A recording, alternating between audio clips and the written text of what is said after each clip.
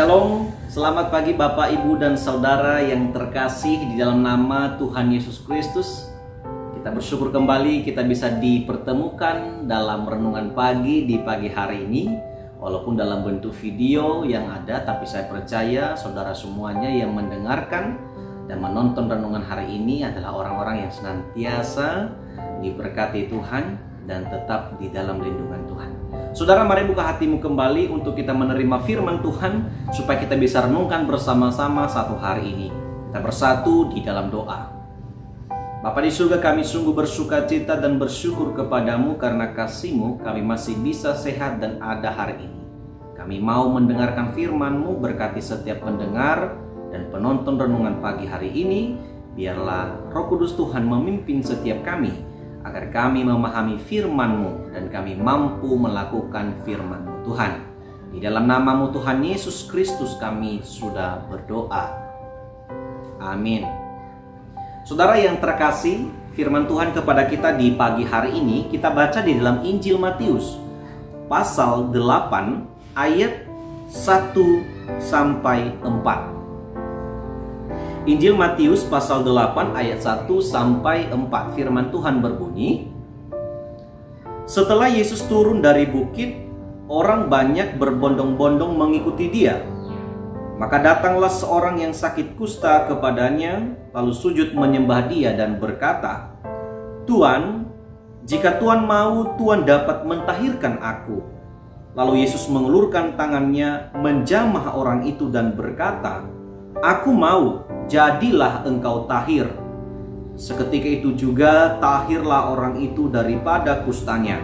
Lalu Yesus berkata kepadanya, "Ingatlah, jangan engkau memberitahukan hal ini kepada siapapun. Tetapi pergilah, perlihatkan dirimu kepada imam, dan persembahkanlah persembahan yang diperintahkan Musa sebagai bukti bagi mereka." Amin. Firman Tuhan, Bapak Ibu Saudara yang terkasih, tema untuk kita renungkan hari ini adalah jika Tuhan mau. Saudara-saudara, dalam kehidupan apapun yang terjadi dalam kehidupan kita ini, sebagaimana juga apa yang sudah saya sampaikan dalam renungan pagi kepada kita, bahwa kehidupan orang-orang percaya itu tidak akan pernah jauh daripada kesulitan-kesulitan. Siapapun Anda, apapun statusmu, pasti kita akan menghadapi yang namanya pergumulan hidup ini. Ada pergulatan hidup ini, entah itu di tengah-tengah pekerjaan, entah itu sakit penyakit, entahkah itu krisis, entahkah itu kenakalan anak-anak kita, atau mungkin komunikasi antara pasangan suami istri, antara mertua. Waduh, banyak sekali masalah. Nah, anak saudara-saudara yang terkasih, bagaimanakah kita bisa mengatasi semua kesulitan-kesulitan itu? Sebagai manusia yang terbatas, kita tidak mungkin sanggup melawannya. Kita tidak akan mungkin sanggup melaluinya.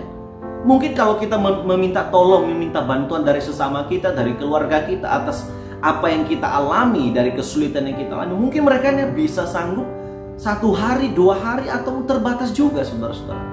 Namun ada satu yang tidak bisa kita batasi kuasanya, itu Tuhan Yesus, Allah kita, Juru Selamat kita, yang tidak terbatas kuasanya, yang senantiasa memberikan perhatiannya kepada kita bila kita tetap dekat kepadanya. Saudara-saudara, dikisahkan bahwa ternyata setelah Yesus turun dari bukit, artinya bahwa saudara-saudara ketika Yesus turun dari bukit, ketika ada khotbah Yesus di bukit di pasal 5 sampai 7 ya, saudara-saudara, kalau kita melihat Yesus sudah setelah pulang dari sana, ada seorang yang sedang sakit kusta. Orang yang sedang kesulitan hidupnya. Dan dikatakan bahwa penyakit kusta di zaman itu adalah penyakit yang sangat menular, yang sangat menakutkan, bahkan bisa merenggut nyawa. Maka biasanya orang yang sedang sakit kusta ini itu harus diasingkan. Itu harus dijauhkan dari kehidupan masyarakat. Mereka tidak boleh dekat, bahkan dalam keluarganya, di kehidupan masyarakat. Mereka harus jauh, karena ini berbahaya, saudara-saudara. Bahkan dikatakan tidak ada obat yang bisa menyembuhkan hal ini selain daripada tangan Tuhan yang penuh kuasa. Saudara-saudara, kita bisa melihat bagaimana perasaan, bagaimana keyakinan seorang pria yang sedang sakit kusta. Dia langsung tiba-tiba datang ke hadapan Yesus dan bersujud menyembah dan berkata, "Tuhan, jika Tuhan mau, kiranya tahirlah aku. Jika Tuhan mau, Tuhan dapat mentahirkan aku." Saudara-saudara, kalau kita berpikir sejenak secara manusia, dari mana kasih pria ini tahu kalau Yesus itu orang yang bisa menyembuhkan sakit kusta? Kalau kita melihat dari pasal sebelumnya, tidak ada kisah bahwa Yesus sudah memberitahukan kepada orang banyak yang mendengarkan firman Tuhan, khotbahnya, bahwa aku bisa menyembuhkan orang kusta, sakit kusta. Tidak ada. Tapi apa yang membuat seorang pria ini datang kepada Yesus adalah dengan kuasa Tuhan juga. Hal ini bisa membuat banyak orang memahami kehadiran Yesus Kristus dalam kehidupan manusia, bahwa dia tidak hanya sebatas manusia, dia tidak sebatas dengan sesama seperti orang yang mengenal firman Allah, tapi dia adalah Allah dan juga manusia. Ketika pemuda itu datang, pria itu datang kepada Yesus, dan dia berkata, "Aku mau, jadilah engkau tahir." Saudara-saudara, dalam hal ini kita melihat tidak ada penolakan, tidak ada perdebatan atau dialog yang panjang antara pria itu dengan Yesus. Spontan berkata, "Aku mau, jadilah engkau tahir." Saudara-saudara, Yesus sebenarnya menginginkan kita itu pulih. Yesus menginginkan setiap anak-anaknya, umat Allah, orang-orang percaya, menginginkan setiap kesulitan yang ada segera berlalu dalam kehidupan anak-anak Tuhan. Maka yang paling penting adalah datang kepadanya, bersujud menyembah Tuhan, meminta kuasa Tuhan, maka Tuhan pasti mau. Dan jika Tuhan mau, semua akan terjadi.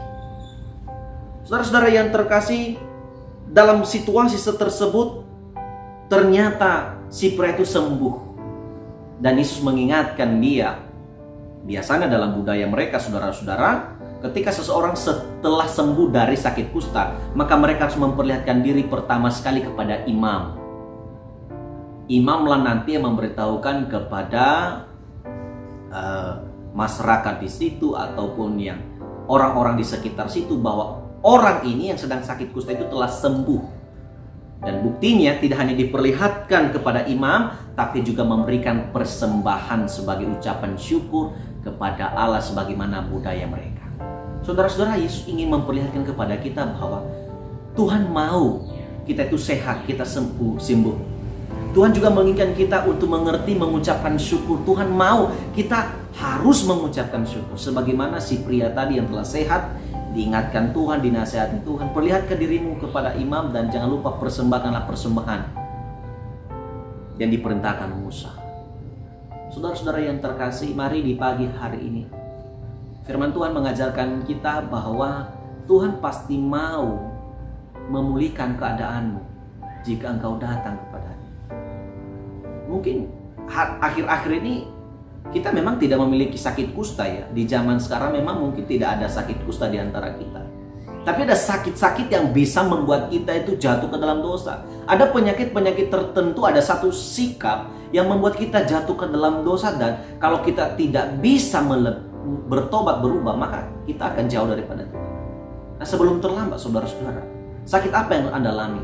Entah sakit fisik kah, atau sakit hati, atau sakit-sakit yang lain. Biasanya kalau dibilang sakit berarti fisik. Mungkin sakit pikiran kah? Saudara, jangan berlama-lama. Kalau sakit fisik berobatlah ke dokter. Dan jangan lupa, minta Tuhan bekerja atas obat-obat yang saudara makan dan minum. Saya percaya saudara-saudara yang saat ini sedang mungkin dalam kondisi lemah fisiknya, saya doakan supaya saudara sembuh. Apa yang firman Tuhan sampaikan kepada kita di pagi hari ini, bahwa Tuhan akan memberikan ketahiran, kebersihan, penyucian, pemulihan bagi setiap kita bila kita datang kepada-Nya. Mari, waktu yang kita sediakan juga saat ini membuktikan bahwa kita datang kepada Tuhan. Ketika kita mendengarkan renungan ini cara kita juga untuk datang kepada Tuhan. Dan percayalah, waktu yang Anda berikan kepada Tuhan itu tidak akan sia-sia. Itu tidak akan pernah diambil dari saudara. Dan ini akan menjadi berkat bagi saudara. Karena itu memberkati kita melalui firman Tuhan di pagi hari ini. Dan Nama Tuhan dimuliakan. Kita bersatu dalam doa. Tuhan Yesus, terima kasih kepadamu atas firman-Mu yang Engkau sampaikan bagi kami. Kami menyadari bahwa Engkau sangat peduli mengerti kepada kami anak-anak-Mu Tuhan. Dalam kondisi suka dan duka Engkau ada di tengah-tengah kami, memperhatikan segala suka duka yang kami alami. Terima kasih Tuhan, firman-Mu yang telah mengajarkan kami bahwasannya Tuhan mau mentahirkan segala penyakit-penyakit yang kami derita. Sebagaimana dalam renungan di pagi hari ini, Engkau pun mau mentahirkan seseorang tersebut. Tuhan, ajarlah kami mendahului Tuhan, mengutamakan Tuhan. Kami dahulukan Tuhan dalam kehidupan kami. Kami nomor satukan Tuhan. Apapun situasi kami, mau ucapan syukurkah itu, mau sukacita, duka cita, apapun Tuhan, ajarlah kami memintanya, bertemunya kepada Tuhan, agar kami senantiasa percaya, berserah, dan mengucapkan syukur atas kebaikan. Terima kasih firman-Mu, berkati setiap orang yang mendengarkan renungan ini. Biarlah hidup mereka, pribadi mereka, keluarga mereka senantiasa dipakai Tuhan menjadi berkat bagi semua orang.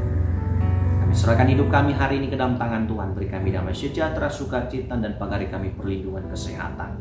Ampuni segala dosa dan kejahatan kami ya Tuhan, agar kami layak menerima anugerah-Mu. Demi nama Tuhan Yesus Kristus kami sudah berdoa. Amin.